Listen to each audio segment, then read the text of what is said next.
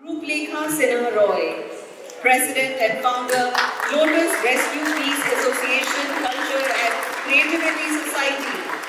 Ruplekhaa SinhaRoy has a passion for uplifting hearts and minds. Our speaker has dedicated her life to spreading hope and instilling a belief in the extraordinary potential that lies within each of us.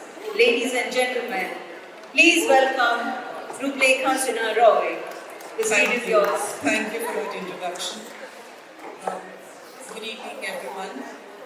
And first, I want to extend and express my gratitude to Vayjayanti. Thank you, Vayjayanti. And my story is going to be a little uncomfortable. So please bear with me. Please be a little patient and hear me out. So I'm a survivor of child abuse, and this is my story. I was 4 and I had got to my maternal uncle's place because he was getting married. And coming from the tea background with a lot of space and greenery and very loving parents, I was very friendly as a child, and I went to everybody and anybody. And I was greeted well, and I trusted. I was 4. I trusted everybody. My stomach still churns, but as I said, please bear with me, and as Vayjayanti said, I will be making mistakes, so please be patient. And I was there in that house when my uncle was getting married, and his friends had come over. I was being shown a lot of affection, but little did I know that the debacle was waiting for me. I was called by one of his friends to the adjacent room, and he was being very affectionate. I didn't know what was going on. And then he kissed me. I was so scared. I was so fearful. And I just stood. I mean, that's what I can express right now. I just stood. And I froze, and it continued.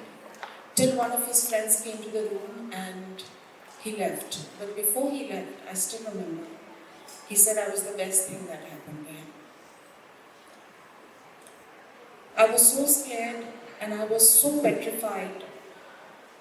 It was like a monster. Fear was like a monster, if I can put it in words. I went right underneath the bed. And I only came out when my mother came looking for me.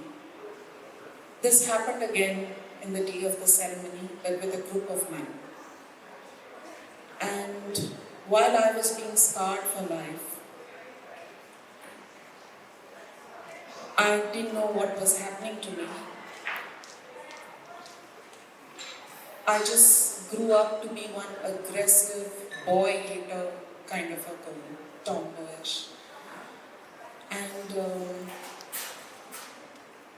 it's very hard. Even now it's very hard. While I'm talking to you, it's very hard.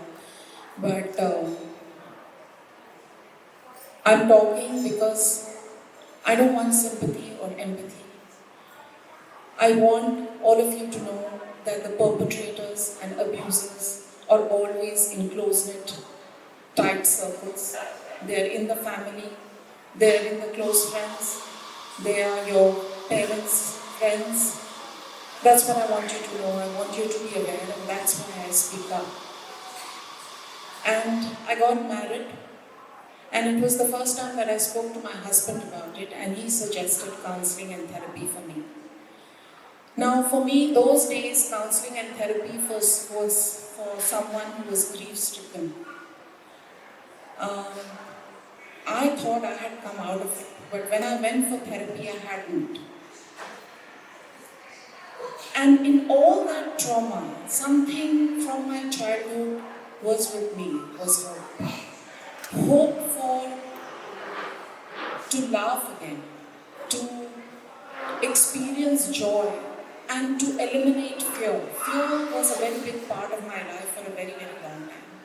After I went through counseling and therapy for 2 whole years, at the age of 40, I went and told my parents. It took me that long to tell my parents what had happened to me. And I'm sharing my story here because it's very important that we as women, and I'm sure there are some men also who do get abused, we as men and women stand up, fight against it, protest, speak about it, not feel uncomfortable. I am more than my trauma. Half a minute to go on. Yeah. I'm more than my trauma. And I also want to say that it was hope that at the end of the tunnel that made me come here today and speak about it. So please stay safe, stay protected, love yourself, and heal yourself. Thank you. Thank you so much. Can you please just be on stage? Because I call upon Devina Kogla to felicitate Ruplekhaa SinhaRoy.